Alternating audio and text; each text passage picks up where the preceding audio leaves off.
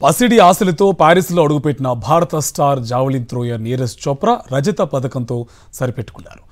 అయితే జావలిన్ థ్రోలో వరుసగా రెండోసారి ఒలింపిక్ దక్కించుకుని రికార్డు సృష్టించాడు. ఇంతగాక గతంలో కంటే ఈసారి 89.94 మీటర్ల దూరం జావలిన్ను విసిరి అత్యుత్తమ ప్రదర్శన కనబరిచాడు. ప్యారిస్ ఒలింపిక్స్లో పాకిస్తాన్కు స్వర్ణ పథకం దక్కగా భారత్కు రజత పథకం వచ్చింది.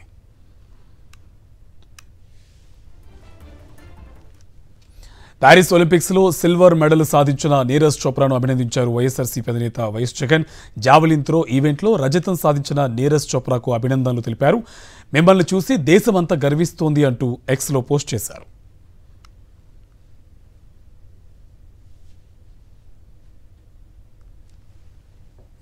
మరోవైపు భారత స్టార్ రెజ్లర్ వినేష్ ఫోగట్ కేసుపై నేడు కోర్ట్ ఆఫ్ అబ్రిటేషన్లో విచారణ జరగనుంది. అధిక బరువు ఉన్న కారణంగా ఫైనల్కు అర్హత సాధించని ఫోగట్ సెమీస్లో గెలిచేందుకు సిల్వర్ మెడల్ ఇవ్వాలని పిటిషన్ వేసింది. ఇక దీనిపై ఇవాళ విచారణ జరగనుంది.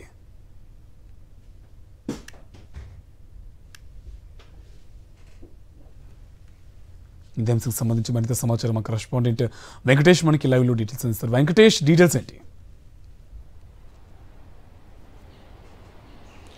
నీరజ్ చోప్రాకు ఒలింపిక్స్లో మరోసారి పథకం దక్కింది.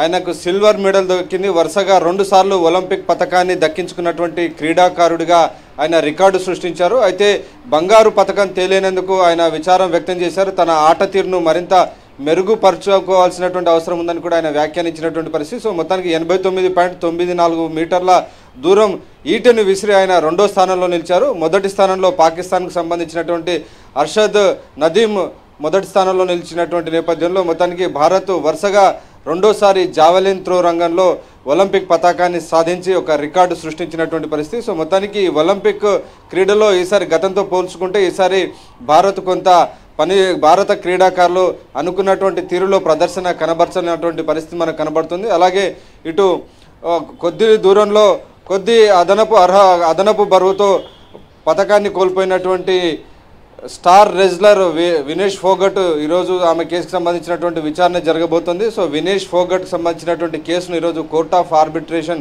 విచారించబోతోంది. ఆమె ఇదివరకే సెమీఫైనల్లో గెలిచినటువంటి నేపథ్యంలో ఆ మేరకు ఆమెకు సిల్వర్ పతాకం ఇవ్వాలనేటువంటి ఒక పిటిషన్ దాఖలు చేశారు. దానిపైన ఈరోజు విచారణ జరగబోతుంది. సో ఎలాంటి నిర్ణయం వస్తుందన్నది మనం వేచి చూడాలి. ఒకవేళ ఆమెకు అనుకూలంగా తీర్పు వస్తే సిల్వర్ పథకాన్ని ఆమె మరొక క్రీడాకారునితో కలిసి పంచుకునేటువంటి అవకాశం ఏర్పడుతుంది. అలాగే ఫోగట్ అదనపు బరువు వల్ల ఫైనల్ ఆడేటువంటి అర్హత కోల్పోయినటువంటి నేపథ్యంలో ఈ అంశానికి సంబంధించినటువంటి దర్యాప్తు కూడా కొనసాగుతుంది. ఎవరు దీనికి కారణం, ఆమెకు సపోర్టింగ్ టీమ్గా ఉన్నటువంటి వైద్య బృందం చేసినటువంటి నిర్లక్ష్యం కారణంగా ఇది జరిగిందా, లేకుంటే ఇది ఉద్దేశపూర్వకంగా ఆమె పైన కుట్ర జరిగిందా అనేటువంటి ఒక కోణంలో కూడా విచారణ జరుగుతుంది. ఇప్పటికే అనేక ఆరోపణలు వస్తున్నాయి. ప్రధానంగా ఆమె సపోర్టింగ్ టీం సరైనటువంటి పద్ధతిలో ఆమెకు డైట్ ఇవ్వని కారణంగానే ఆమె 100 గ్రాముల బరువుతో ఫైనల్ అవకాశాన్ని కోల్పోయింది. దాని ద్వారా భారత్ ఒక సువర్ణ అవకాశాన్ని కోల్పోయింది అనేటువంటి వాదన వినిపిస్తున్న నేపథ్యంలో ఈ అంశం పైన ఒక విచారణ జరుగుతున్నటువంటి పరిస్థితి. సో మొత్తానికి ఈరోజు కోర్ట్ ఆఫ్ ఆర్బిట్రేషన్లో వినేష్ ఫోగట్కు సిల్వర్ పథకం వస్తుందా లేదా అనేది తేలిపోబోతుంది. Right, thank you Venkatesh.